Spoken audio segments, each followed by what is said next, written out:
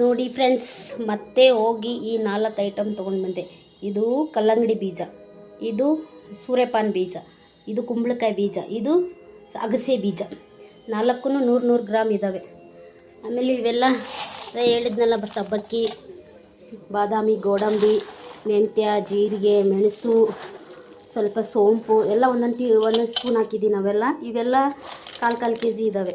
ಕಡಲೆ ಬೀಜನೂ 100 ಗ್ರಾಮ್ ಹಾಕಿದ್ದೀನಿ, 100-150 ಗ್ರಾಮ್ ಹಾಕಿದ್ದೀನಿ. ಗೋಡಂಬಿ ಹಾಕಿದ್ದೀನಿ, ಬಾದಾಮಿ ಹಾಕಿದ್ದೀನಿ, ಸಬ್ಬಕ್ಕಿ 100 ಗ್ರಾಮ್ ಹಾಕಿದ್ದೀನಿ. ಮತ್ತು ಎಳ್ಳು, ಕಸಕಸೆ ಎಲ್ಲ ಸೇರಿದೆ ಇದರಲ್ಲಿ. ನೋಡಿ ಕೆಳಗಡೆ ಇದೆ ಎಲ್ಲ. ಒಂದು ಸ್ವಲ್ಪ ಅಜ್ವಾನೂ ಹಾಕಿದ್ದೀನಿ, ಹುರಿದ್ಬಿಟ್ಟು ಹಾಕಿದ್ದೀನಿ, ಎಲ್ಲ ಹುರಿದ್ಬಿಟ್ಟು ಹಾಕಿದ್ದೀನಿ. ಇಷ್ಟೆಲ್ಲ ಐಟಮ್ ಬಿದ್ದಿದೆ, ಏನು ಹೇಳ್ತೀರಾ. ಒಣ ಶುಂಠಿನೂ ಹಾಕಿದ್ದೀನಿ. ಇದು ಕಾಣಿಸ್ತದೆ ಅಲ್ಲ, ಇದು ಒಣ ಶುಂಠಿ, ಇದನ್ನು ಹಾಕಿದ್ದೀನಿ. ಸ್ವಲ್ಪ ಇರಲಿ ಜೀರ್ಣಾಂಶಕ್ಕೆ ಅಂತ. ಹೇಗಿರುತ್ತೆ ಅಂತ ಗೊತ್ತಿಲ್ಲ. ಇವಾಗ ತಯಾರಿ ಮಾಡಿದ್ದೀನಿ. ಪೌಡ್ರು ಇಲ್ಲ ನೈಟ್ ಹಾಕಿಸ್ತೀನಿ, ಇಲ್ಲ ಬೆಳಗ್ಗೆ ಹಾಕಿಸ್ತೀನಿ. ಎಲ್ಲ ರೆಡಿಯಾಗಿದೆ.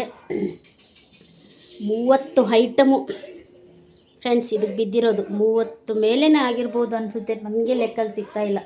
ಅಷ್ಟು ಐಟಮ್ ಹಾಕಿದ್ದೀನಿ. ಎಲ್ಲ ಹುರಿದಿದ್ದೀನಿ. ಇವನು ತೊಗೊಂಡು ಬಂದು ಈಗ ಇನ್ನೂ ಸ್ವಲ್ಪ ಬಿಸಿ ಇದೆ. ಇವಾಗ ಹುರ್ಕೊಂಡಿದ್ದೀನಿ ಎಲ್ಲ.